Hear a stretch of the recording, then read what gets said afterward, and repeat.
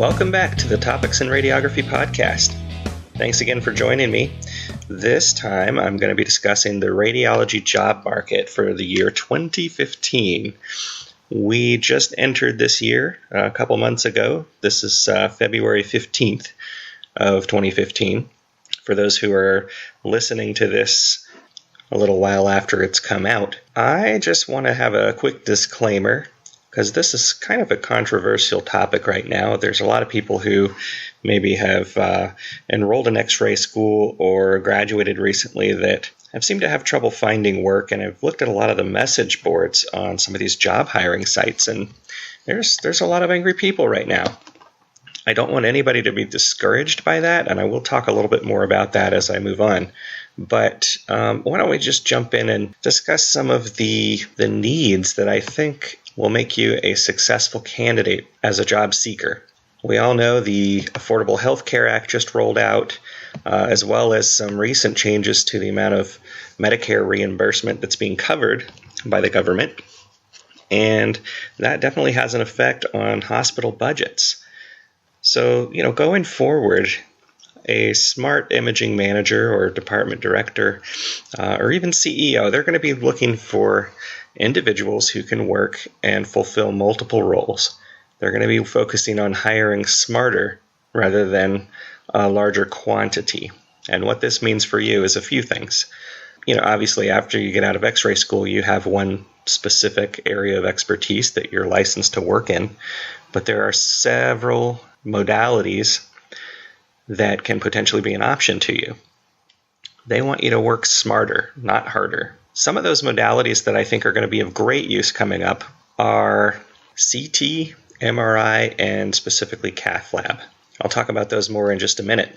But let's imagine you are in a small radiology department staffed by you, one X-ray tech, as well as one CT tech. Now, the department has a fluctuation in census, which makes your department slow. One of you is going to have to leave. Now, if you leave, the CT tech could potentially be doing your job and CT. Most CT techs will still practice radiography.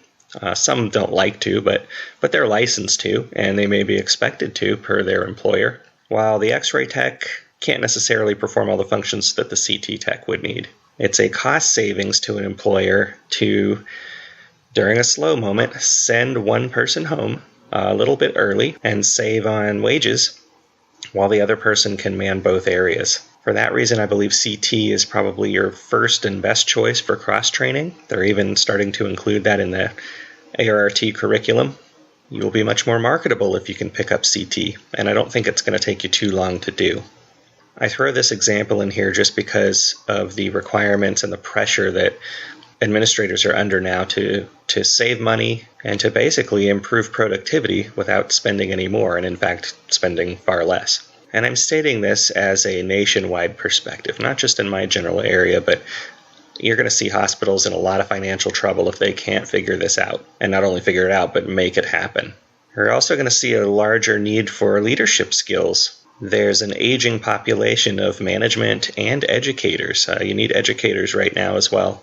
People who are getting ready to retire represent a large quantity of the workforce. These are the baby boomers.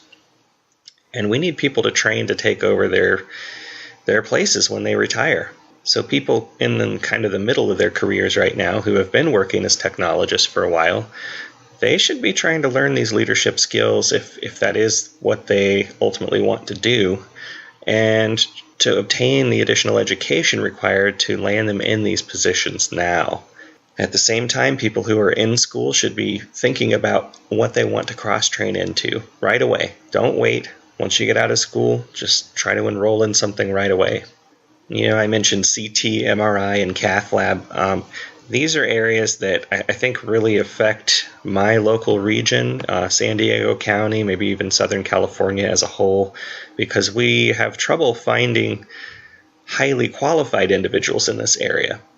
There are people like myself who have cross-trained, but who may not have had a certification, and that's one thing I regret that I haven't done, is to obtain my CT certification or my cardiovascular certification when I was practicing these things. Now I worry my knowledge is obsolete. I could probably jump in and be trained quickly, but I'm not up and functioning right now, and I certainly don't have the credential behind my name to be qualified for jobs now. ACR accreditation requires all advanced modalities to have an ARRT registration in order for a facility to keep that ACR accreditation. So like I said, CT is really high priority. MRI might not be the number one need for technologists now, but most people who are working in MRI have been there a while. It's kind of hard to break into that field, but you're also going to see people who are in the baby boomer generation who are still working, who have not gone into management. A lot of them end up in MRI or mid-leadership positions. With cardiac cath lab, that need is huge right now. Cardiac cath lab and IR. At least in this part of the country, there's not a ton of local programs that can train you outside of the clinical environment. So most people who go into this field are trained on the job. However, I believe that is missing a large portion of the classroom information I wish I would have had, stuff like electrophysiology that I would have loved to have just had a class on when I was working in the cath lab. There's lots of potential in this field too if you are looking for additional opportunities within the field, such as registry work or traveler opportunities. The sales industry is in need of cath lab techs with experience that can go and demonstrate the use of new products. And there's just not that many qualified credentialed technologists out there now. Anytime you make the change in a particular career or towards a new career path, I would implore you to really research that career. I'm not promising that you're going to get out of X-ray school immediately and find a job. You have to be a little pliable in this job market today. It's not to say jobs are hard to find, but they're not necessarily easy either. The Bureau of Labor Statistics has posted a job outlook status for radiologic technologists as there's a higher need than average. Between the years of 2012 and 2022, they predict that there will be an increase in 21% of radiologic technologists needed across the country. That's pretty huge considering that over 20% of the current workforce is going to be retiring. So if you look at that 20% or more potentially leaving, we're in a deficit of 20%. So by 2022, we will not only need to fill that 20% that's leaving, but add on an additional 21%, according to the Bureau of Labor Statistics. You may think that guarantees you a job, but unfortunately it doesn't. What you really need to do is assess the job market in your local region. And there's a few tools that can allow you to do that I'd like to go over right now, but a lot of it is going to be footwork that only you can perform. And you're going to have to weigh the outcomes of this and compare that to your desire to work in this field. I would say the best place to start looking are the hospital websites. If you go to Google Maps and type in hospitals, you're going to find within a certain radius from your place of residence a list of hospitals. Usually on Google Maps, they show you the websites for those hospitals, and you want to go to their employment pages. First and foremost, this is the place you should go to check for job openings within imaging. Sometimes other job search engine websites will have postings that are no longer there or are somewhat outdated. So if you want the most up-to-date information, you will have to individually check these websites. If there are 10 hospitals within your local area, maybe within a 25-mile radius, and there are only maybe 1 or 2 jobs posted, that's going to give you somewhat of an indication of how competitive the market will be for you when you graduate with a class of 30. And again, that doesn't mean that you can't get those jobs, but it just means the level of competition is going to be extremely high. Now, if a class of 30 graduates and you can find 50 jobs at within 3 hospitals that are posted nearby you, well, number one, that would probably say something negative about the hospital if they can't retain workers. But it should also let you know, too, that you you probably won't have much trouble finding a job. Another place to look for jobs in hospitals is through social media. You can follow hospitals. Most have a Facebook or Twitter account these days. I like to use LinkedIn in addition to those other two tools. If you're using LinkedIn, make sure to have your career resume updated before you start making connections with people at these hospitals and asking a bunch of questions, because people will look at your profile, and if you don't have the most up-to-date information on there, they're probably not going to consider you as a potential candidate for a job there. Companies have found out that they get all this free advertising with social media. If I have a job posting and let's say I don't have any applicants for a week, I might call my marketing team and say, hey, would you just put out a few tweets over the next several days letting the public know that this job is available? And they'll usually see a spike of applications come through after that marketing through social media takes place. You can always resort to some job search engines, and I kind of recommend going to these because they might highlight some potential locations that might be career destinations that you had not previously considered. My top three, I would say, are Indeed.com, CareerBuilder.com, and Monster.com. All of these pull from multiple databases of job entries, but again, be mindful that they might not have the most up-to-date information. And let's say that hospitals just aren't your thing. You know that you don't necessarily want to work in a big hospital. If you like maybe a small doctor's office, a standalone clinic, or an urgent care, if that's the kind of position you're looking for, try things like Craigslist. I mean, Craigslist, I've seen private doctor's offices post for all the time. There's pain clinic postings, and we need an X-ray tech for this urgent care. Craigslist is great because it's going to update it in chronological order, so that anything that you're seeing, you can see the date on it, but you're going to get the most recent posts first. Most of these, even the small doctor's offices and or urgent cares, do have Facebook or Twitter accounts. You can get on there and follow them. And I can't say this enough. I mean, not a lot of people really get into Twitter that much, but it is a wealth of information. There are a couple sites like Hootsuite or TweetDeck where you can set up multiple feeds with different keywords. They usually, on Twitter they use hashtags, but you put a keyword of X-ray or technologist or radiologic technologist or radiographer. You can come up with endless possibilities of feeds, and you will just get a constant stream of tweets with those particular terms mentioned in them. Highly useful tool. I do have a blog post on that I'll share the link for in my page notes. Just kind of get out there and try it out, see what works for you, change those search terms around, and of course try to keep it into your local region. You can also go on message boards as well. Some of the job search engines that I mentioned earlier do have message boards, and I just want to caution you if you do this. There are going to be a lot of people with pretty negative attitudes on there. And really, the people that are going on there commenting, complaining about a particular field, take what they say with a grain of salt. I don't necessarily believe 100% what they're saying, but the fact that they talk about it the way they do should make you want to question whether that career path is viable. Always look at the dates that they're posting these comments as well, but also be aware that people who are getting a job in a particular field are not typically the people that go back to these message boards and complain.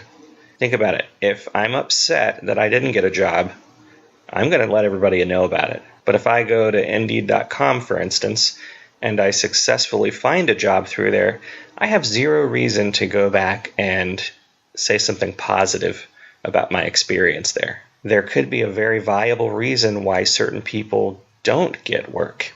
And I'm going to talk about that a little bit in a minute, but just be careful how much you believe. Reading those forums has its value, but it can also deter you from a potentially good career opportunity if you have one or two people who are ranting on and on and on about how they felt misled by getting into the field, or they might just be representing one particular geographical region that doesn't necessarily represent where you're at or the remainder of the country. Okay, so switching gears now. You've done your research. You find that you believe that you're a good enough student, or you have a high enough desire to want to get into this field, despite some odds that may be against you regarding how many students are graduating in your county versus how many jobs are available. So you just go for it. I really think it's important to take a look at the expectations that you have as a new graduate going out into the community and looking towards getting hired. Now, I wrote a book on becoming a radiologic technologist. That's the actual title, and I do talk about a lot of this there. But I truly believe that your ability to find work will be mostly dependent on your attitude towards working, as well as your attitude in the middle of your radiography program. You are basically on a 2-year job interview. Every time that you go to a clinic while you're in your x-ray program, you're interviewing. People are observing your work habits, and they're making an assessment of you. And these people might get along with you well. You might have you might think that you have built some friendships up, but when push comes to shove at the end of the day, and there's 4 of you at a clinical site, and they can only hire 1 or 2, people are going to want to work alongside those who contribute to the daily workflow, not who they feel friendly with. They're going to want to work with people that produce high quality in an efficient manner. So I can't stress enough that your ability to find work is going to be dependent on how you operate and your day-to-day functions while you're in school. Take every opportunity you have to display your work ethic, to show that you're not lazy and you're not just there to collect a paycheck, even though when you're a student you're not getting paid. But if you're lazy even while you're not getting paid and you're there to obviously make an impression, what's going to happen when you do get a paycheck? So you need to impress these people. Learn from them what you can, utilize what you've learned, display your best work ethic that you possibly can. If you're putting all your eggs in one basket too, that's just, something I recommend against. I've seen some people just, they apply to one place and that's the place they did their internship at, and no other facilities have they placed an application for. I don't get this. I've been part of departments before that have 4 excellent students. I would love to hire them all, but sometimes you just don't have the budget to. If you're fully staffed at a hospital, regardless of how good these students are and how much you want to give them a job and provide some kind of a reward for them, that's not up to you, unfortunately. Make sure you're applying everywhere you can. And when you get out of school, I think expectations are varied among new grads. Some people are going to be happy to work no matter what the job is, no matter what shift, whether it's per diem or casual employment. Or you have those who expect a full-time day shift job, something that maybe people that worked at that hospital they interned at took 5 years to earn. You need to really check your expectations before you graduate school and become disappointed. You may have to work a casual position on third shift for a year or so before another opportunity might open up for you. I've seen people turn down positions like that because it was not a full-time day job at the hospital of their choice. And guess what? They're not working at all 2 years later. When you have an opportunity or even a couple opportunities, choose one. Just work. Get that experience, because the longer you wait out of school, the less skill you will retain. And employers want to make sure that if you're hired, you can adapt quickly to your environment and hit the ground running. You're licensed now. Even if you work 1 day a week doing radiography, you're still getting some experience to keep your skills fresh until that next opportunity comes along. Also, be prepared to commute. If you're not finding work within a reasonable driving distance, you may need to move, or be prepared to commute quite a ways. I recently commuted about 80 miles a day for the job that I got when I moved here to California. Yes, it was a pain in my rear. It was a lot of traffic. It took about 2.5 hours of my day, but I was willing to do it, and it paid off. And if you really get down to it, those people that are on those message boards saying, oh, there's no jobs out here, there's no jobs, I am going to disagree with them, and they're going to hate me for it, and they'll probably, if they're even listening to this, will say some nasty things on my social media accounts.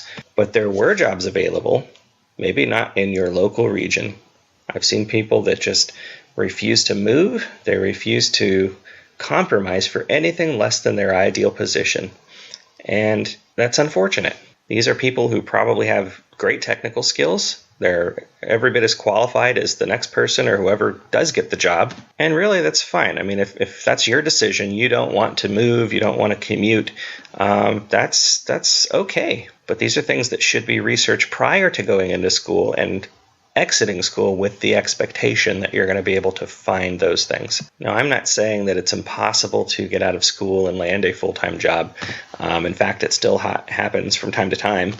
But going into something blindly with the expectation that that's going to be what happens, it's not a smart move. I explain this in my book. I really believe that if you want something bad enough, you can achieve it through a lot of hard work and focus, good networking opportunities, and just having an open mind to when and where you can work after school. Many of my opportunities in my career have become available just because I had an open mind. I was willing to do things that other people weren't, and I was rewarded for it. Take, for instance, when I got trained into Cath lab. I was a diagnostic tech at a facility in Orange County, and the IR physician happened to be peering out of the IR room and asked me to come over. And he said, "Hey, do you have a few minutes? Can you come help us out in here?" And I said, "Sure." So he said, "Go get a barium enema bag and put water-soluble contrast in it and come back here." So I did, and I told my lead tech where I was going, and he said, "Have fun." It was a slow day. He didn't care. So I went over there, and basically he was doing a percutaneous nephrostomy tube placement.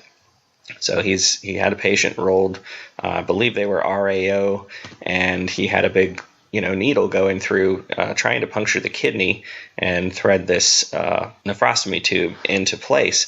He was concerned that he nicked the large intestine with this needle. So with the patient sedated and carefully crawling underneath the sterile drape, he had me put an enema tip into the patient, run some contrast up to that splenic flexure, and he wanted to see if there was extravasation outside of the large intestinal wall. Nothing too difficult. I was doing BEs for a long time before that, but no one else wanted to help him. In fact, everyone laughed at me when I went and, told them what I was about to do. Well, I went about my business after that was done. At the end of the day, the Cath lab manager approached me and said, "Hey, thanks for the help," and asked if I was interested in cross-training. They had a tech that was going to be leaving in 2 weeks. And they did this in front of everyone that laughed at me. That was the great part. And I learned that the job hadn't even posted yet. They were about to post it, and I guess they just didn't think anybody internally would be interested, so they never let anybody know until I went over there and helped them. I was more than happy to help, and I thought it was a great experience to see something new. And if anything, just a chance to connect with people that worked over there that I saw every day but didn't necessarily ever talk to too much or get involved with as far as exams were concerned. And for as many people as I know that cross-train, a lot of them who received on-the-job training just had that same attitude of just, "Hey, I'll do whatever I need to help." It wasn't in my job description that day to help out in interventional radiology, but the kind of help they needed, I was capable of providing, and I was happy to do so. So bringing it full circle, the job market across the country in 2015, I think you're going to see a slow increase in the amount of jobs available. I've been a tech for about 15 years, and I've seen some peaks and valleys in the amount of jobs available for within the country. And it oscillates every 5 to 7 years between, jobs being plentiful and people getting sign-on bonuses because there's a tech shortage, and there appear to be hardly any jobs available. Well, I think the past 2 or 3 years we've been at the end of that window where not as many jobs have been available. I believe we're on the upswing now. I know a lot of people who have retired in the past few years that I've known for a lot of my career, and they're leaving vacancies. If you haven't read, a report just came out from the ART stating that the amount of people applying to X-ray programs in the year 2014 dropped significantly. And largely that's because of the whole supply and demand curve. If enough people have a little bit of trouble getting jobs for a certain amount of time, that's going to become well known, and less people will try to get into that field. But when you pair that with, fewer radiography applicants, combined with the people who are getting ready to retire, combined with the next 10-year prediction by the Bureau of Labor Statistics of jobs increasing 21% by 2022, we're going to have to start that upslope pretty soon. And I'm thinking within the next 3 years, you're going to see the market kind of steadily incline and start to cap out again. You're going to see tech shortages pop up. You're going to see administrator positions open up, management, leadership, supervisors, lead techs. Those are the things you want to keep an eye out first. You're probably going to see more of those happen before the tech shortage starts to happen. And I've talked to several people in the field who've been doing this a lot longer than I have, and they all say the same thing. They say, it goes up some years and it goes down, and after a while you kind of see a pattern. I mean, the peaks and valleys might last, one plus or minus 1 year, more or less each time this occurs, but the pattern remains the same. I believe it's a good time to get in this field, especially if you are looking to move up quickly. They're going to need people to train, some go-getters that really want to take on advanced modality training, who want to become educators or get into management. Is it competitive? Absolutely. Anything worth doing, you're going to have to put some effort towards. It's going to be competitive. But going into it with the expectation that it's not going to be competitive, that you can just walk in and get what you want day one out of school when the ink is still wet on your license, is unrealistic. And I'm really interested to hear what it's like in your neck of the woods. If you guys would mind giving me some feedback as far as, has it been hard over the last couple of years to find jobs in your area? I'd like to document that now. And hopefully, maybe a couple years down the road, I can come back and produce another episode with the same comparison, just to see what the differences are. If I had money to bet, you're going to see a dramatic improvement in the amount of jobs available, as well as the higher rates of all the new grads across the country, especially if we can ever get the CARE bill to pass. That's a topic for a whole other episode, but we need more qualified professionals in this field. The minute we get rid of people doing this that are non-credentialed and have had no formal education, the better off the whole country's going to be. So I just want to thank you again. This is probably a hard topic for some people to listen to. I know you've struggled, and I don't mean to minimize your struggle at all if you have had difficulty finding a job. But maybe there's some things that, and I'm more than willing to talk to you about them, that you can try that you haven't tried. Open up your mind a little bit. Shoot me an email. You can contact me at topicsandradiography@gmail.com. And for those of you thinking about X-ray school or are currently in school, I do have a book out called Becoming a Radiologic Technologist. I will put that link in my show notes, and I really look forward to hearing your feedback. Thanks again. I'll catch you next time.